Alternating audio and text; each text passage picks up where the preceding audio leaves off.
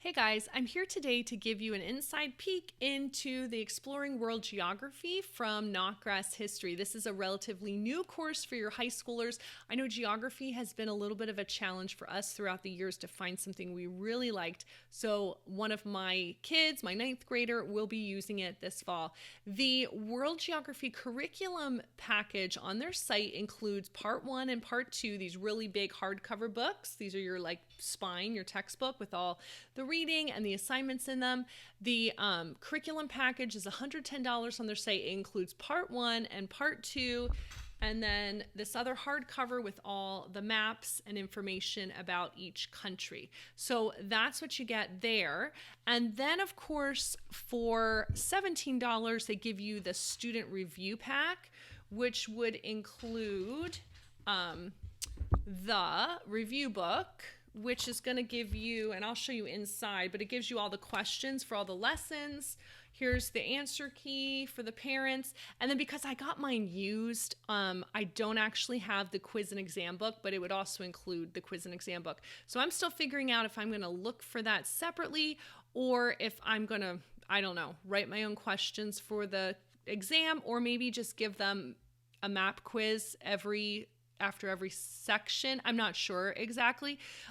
We have used other Notgrass curriculum, and I really do like the quiz and exam book. I don't have to think about it, and then there's an objective way to grade them. So I'm not quite sure what I'm going to do as far as that goes. But if I would have bought it new, I would have gotten all 3 of those that would help me, with the assignments and giving them quizzes and tests. So that is, what you get in the package. Now, of course, Notgrass can be used in the high school level for 3 credits. If you do all the assignments, they say you can get 1 credit of your, social studies, which is your geography, and then English and Bible. We have personally never used this by itself to give 3 credits. Usually I feel like there needs to be a little bit more on the English. And even in the Bible, we've done some other things, but you could use this as all of that. Just most places would say count your hours, make sure they're doing enough work to count for a credit. Whatever your state law requires there, go for that. But we just love it for the history or geography component. But you could definitely use it for that. The way they count it as an English credit is because there's literary analysis and there's books that they're supposed to read that go along with what they're studying here. So everything's really coordinated. And so if you like that idea, you could use this and then then a math and a science, and you have a rounded out, high school year. So let me show you what the insides look like and talk through how it's laid out. And then you can see exactly what it's like. There's not a ton, sometimes geography courses have a ton of map work and it's mainly maps. I didn't notice that as much, so you might want to supplement that a bit. I'm not sure. We haven't quite used it yet, so I'll probably do a thorough review of it after we've used it, and I will have that on my site at 4onemore.com. You can check for that in the future. But these are just my first impressions looking at the curriculum, and I wanted to give you an inside peek because I know it's hard when you're not at a curriculum fair with a vendor booth where you can actually look through the books yourself. So that's what I want to do right now. So let's see what the insides of these books look like. Here's what part 1 looks like of this course. It's a nice hardcover textbook. It has approximately 1/2 of the year in here. You will find 15 units with 5 lessons each, covering the Middle East, Africa, Europe, Russia, the Arctic and the Antarctic. Gives you a bunch of help here, how to use the curriculum. It walks you through what to do each day. And then, of course, they give some writing help and how to write a research paper in case you're counting this toward an English credit as well. There's a daily plan for you, and it'll lay out exactly what to expect as you work through the course. There's the whole chart of the assigned literature that goes with the specific units of this course. That's especially helpful if you're counting this toward an English credit.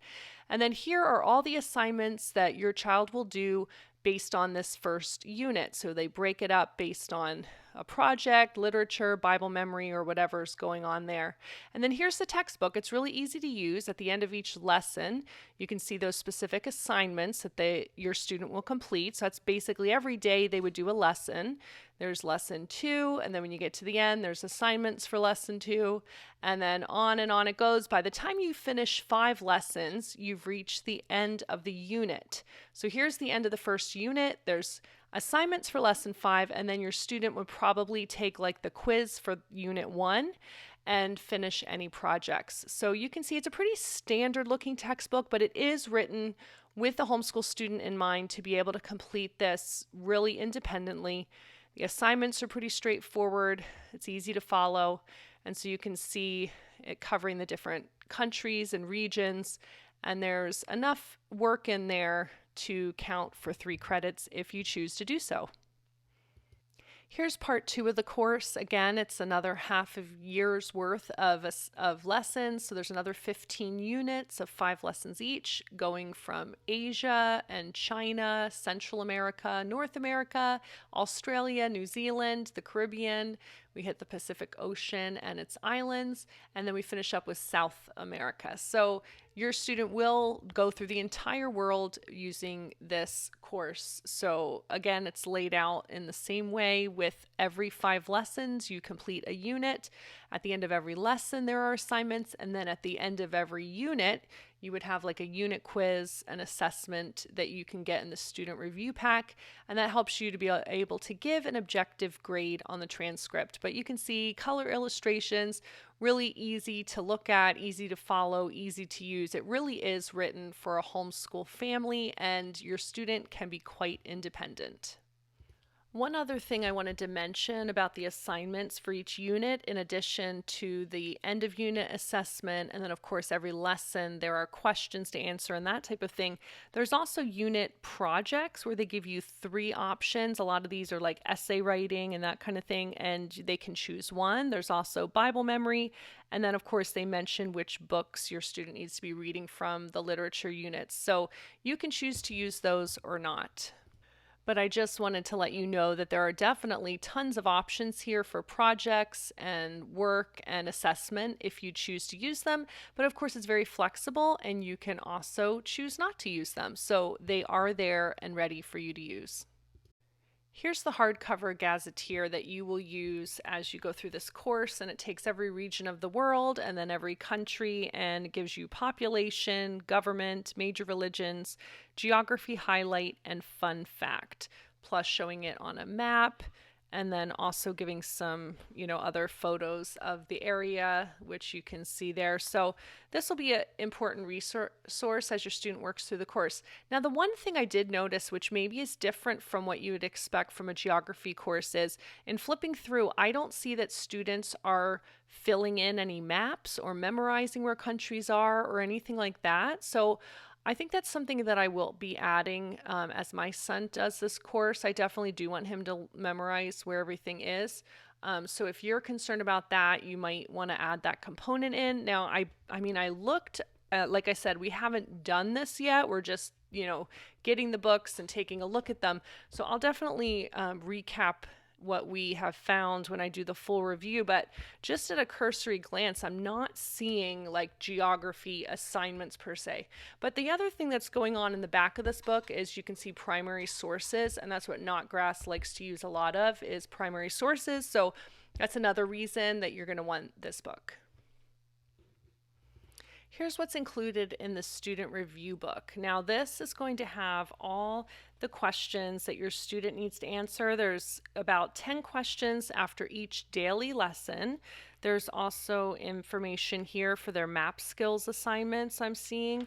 And then anything else as far as literary analysis, you'll find questions and information in here for that. So it includes everything that your student might encounter in his other books, and it'll give the questions and the assignments here all in one place. And so you'll definitely want this as you go through the course.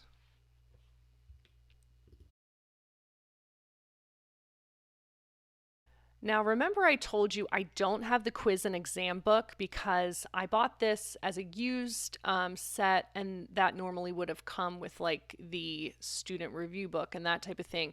And so I can't exactly see what they're asking on like quizzes, but I'm gathering a little more from what I'm seeing here. And so, for example, I'm not seeing anything in the student, review book that says that they're going to be labeling maps.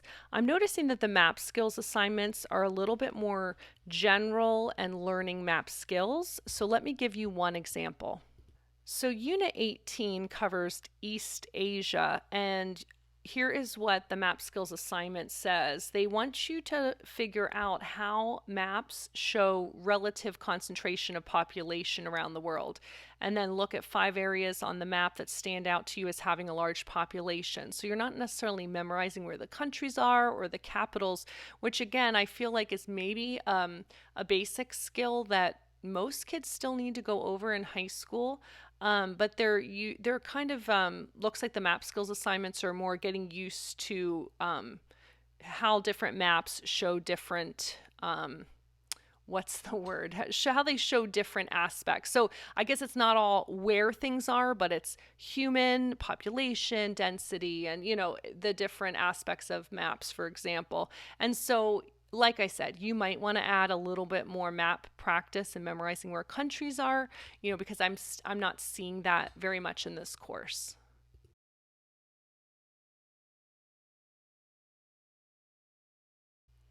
So other than the quiz and exam book, here's the last piece I have in my pack, which is the guide for parents and the answer key. It does give you a lot of good suggestions for grading writing assignments, how to assign grades, how to teach writing. And it gives you some good overviews of some of the literature that's assigned so that you have some notes ahead of time, so you don't necessarily have to read the literature, but you'll be able to have a discussion with your kids. And then it gives all the answers to the lesson questions in the book, geography questions, literature questions, anything that your student has to answer. All the answers are found in here, and I usually have my students grab this and grade their own work. That way they know how they're doing. And then it does give the quiz answers, but not the quiz questions. So that's what Exploring World Geography by Notgrass History looks like. Again, you can use it for 3 credits, 1 in Bible, 1 in English, and 1 in history, or you can just decide to do the history assignments, or I should say geography assignments, and count it as a 1 credit class for high school. We really do love Notgrass. We've used a couple of their courses in the high school years, and we find them really easy to use, and my kids love them as well. So check out our full review eventually on our website at 41more.com.